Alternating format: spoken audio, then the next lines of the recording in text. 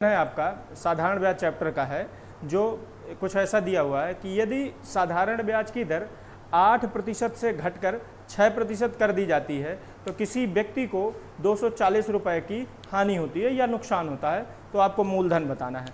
प्रश्न फिर से समझिएगा साथियों, दिया हुआ है कि ब्याज की दर जो है वो कितने प्रतिशत है, 8% है। ये जो ब्याज की दर है ये 8% से घट करके कितनी हो जा रही है आपकी, ये 6% हो जा रही है। मतलब पहले आपकी जो ब्याज की दर है वो कितनी है आपकी, 8% है, और बाद में कितनी हो रही है, कम हो करके, तो ये 6%। इससे किसी व्यक्ति को कितने का नुकसान हो रहा है, तो 240 रुपए की हानि हो जा रही है। किसी व्यक्ति को कितने की हानि हो रही है, तो 240 रुपए की हानि हो रही है। तो आपसे पूछ रहा है कि आपको क्या बताना है, मूलधन बताना है।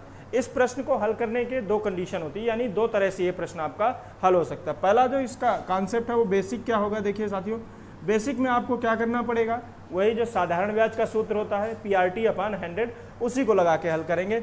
मैंने यहाँ से प्रिंसिपल ले लिया कि आपका P ही है, R आपका दिया हुआ, टाइम आपका जो है वो टाइम चाहे आप T रखिए क्योंकि दोनों में समय बराबर है, तो हमने इसको टाइम को क्या कर लिया, 1 वर्ष कर लिया, जिससे हमारा कैलकुलेशन थोड़ा आसान हो गया। यदि 8% होगा P × R × 1/100, ये आपकी पहले साल की ब्याज आ गई।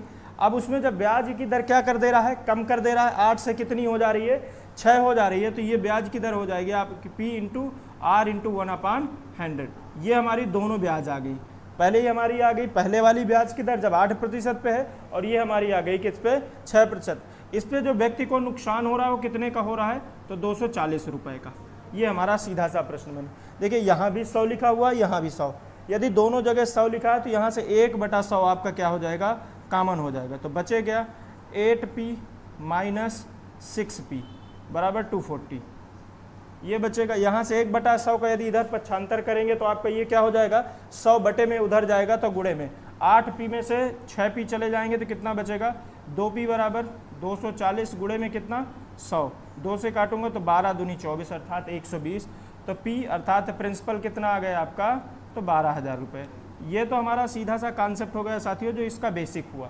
बेसिक में फिर समझिएगा कि पहले ब्याज की दर आपकी कितनी थी, 8 थी, फिर ब्याज की दर आपकी कितनी हो रही है, 6%। पहले मैंने 8% पर ब्याज निकाल लिया, फिर मैंने आपका 6% पर ब्याज निकाल। दोनों का जो डिफरेंस, दोनों का जो नुकसान दे रहा है वो कितना दे रहा है, दोनों का डिफरेंस मैंने रख दिया 240। इस समीकरण को हल किया, यहाँ भी 100 बटे में, यहाँ भी 100 बटे में, मैंने 1/100 क्या किया, कॉमन लिया, तो 1/100 बाहर आ जाएगा, ऊपर बचेगा 8P और यहाँ बचेगा 6P।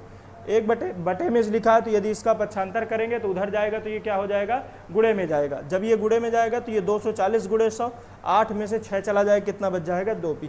इस 2 से इसको काटूंगा तो ये कितनी बार में कटेगा, 120 बार में, यानी मूलधन हमारा कितना निकल के आ गया, ये 12,000। ये तो इसका बेसिक कॉन्सेप्ट हुआ। यदि इसी प्रश्न को हम कम समय में हल करना चाहें तो इसका तरीका क्या है, देखिए बेटा, पहले जो दर थी वो कितनी थी, 8%।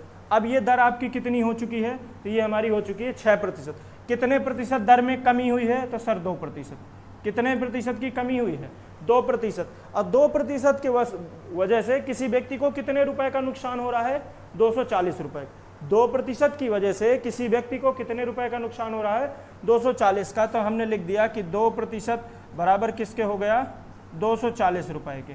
आप सभी जानते हैं कि जो मूलधन होता है वो सदैव 100% होता है, तो हमने सीधे यहाँ से डायरेक्ट निकाल लिया कि 100% बराबर, तो ये हो जाएगा 240 बटे में ये 2 आएगा तो इधर हो जाएगा, और किसका मान निकाल रहे हैं, तो 100% का, तो ये 100 हो जाएगा। यहाँ से यदि इसको काटूंगा तो ये 120 और गुणा करूंगा तो 100% बराबर किसके आ जाएगा, ये 12,000 के। और यही 12,000 हमारा क्या हो गया, प्रिंसिपल हो गया, अर्थात मूलधन हो गया। यानी इस प्रश्न को हल करने का दूसरा तरीका ये है। फिर समझिएगा साथियों, इसका जो दूसरा तरीका है, हमने देखा कि जो ब्याज की दर है वो इस बार क्या हो रही है, कम हो रही है। कितनी कम हो रही है, 2%। यदि ब्याज की दर कम होगी तो हमको नुकसान होगा, यदि ब्याज की दर बढ़ेगी तो हमको क्या होगा, मुनाफा होगा। हमने देखा मुनाफा कितना हो रहा है हमारा, 240 रुपए का। हमने उसी जितना प्रतिशत की कमी है वो बराबर कर दिया उस धन के, यहाँ से बराबर करके 100% का मान निकाला। यही हमारा क्या हो गया, मूलधन हो गया। आया समझ में साथियों, इसको नोट करिए।